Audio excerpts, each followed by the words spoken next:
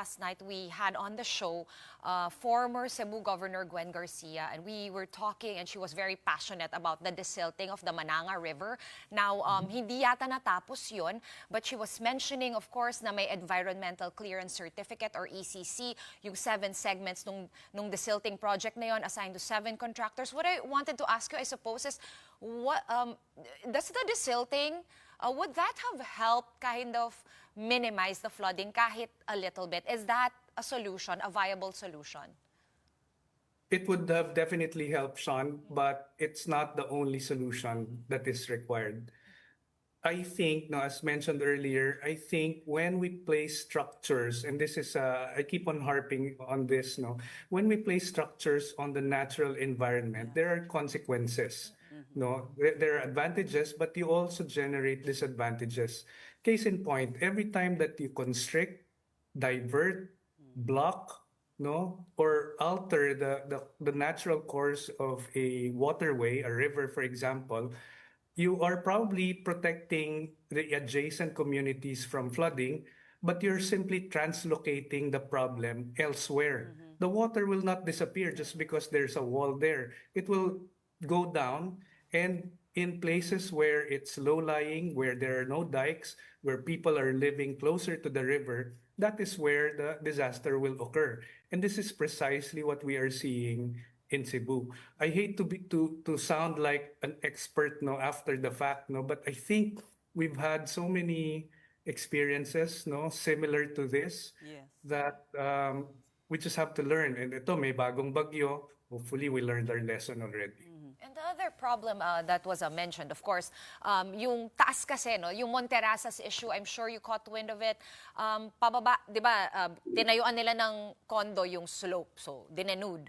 Bumaba yung tubig. And then Cebu City has a different governance from the rest of the province. So, since you are, kumbaga, the boss of all these water projects and waterways, is there something that you can do to help them kind of like put it together, pag-usapin sila, pa-coordinate yung mga project? Is that possible? Nako, natumbok mo yung isang problema which will involve the LGUs, and this is proper land use planning. We can only do so much in terms of reforestation, no, and that is, I guess, maybe a failure of the DNR, no, kasi kulang yung reforestation efforts natin. But land use planning, no, through the LGU is so critical simply because there are areas that are naturally going to be flooded when extreme events happen, like in the case of Typhoon Tino. Hindi talaga yan maiiwasan, and therefore these areas are naturally disaster prone. Lalagyan ba natin ng pagkataas-taas na mga dike yan, or mas cost-effective pa to relocate our communities? These are questions that we will have to pose to the LGUs because this is their mandate, but with the proper guidance, obviously, of the national government. You know, the DENR also launched a thorough investigation just today on the Monterrazas in Cebu.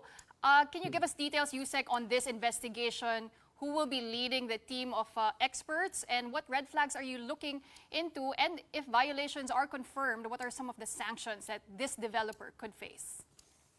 Nako, I can't give a lot of details, Pauline, but the investigation is being led by the regional office of DNR, Region 7, which is in Cebu. And it's not only that development that we are looking at, but all other similar types of development. This is, we launched it already, and there's an initial report that came to the central office in DNR already. But rest assured that this is not just for that development, but a more comprehensive assessment of the area. And sana review rin ng EMB kasi nagbibigay sila ng ECC, and these buildings would not have been there without ECCs, right? There are conditions in the ECC, and this is actually what we will be checking, no, if these conditions were met.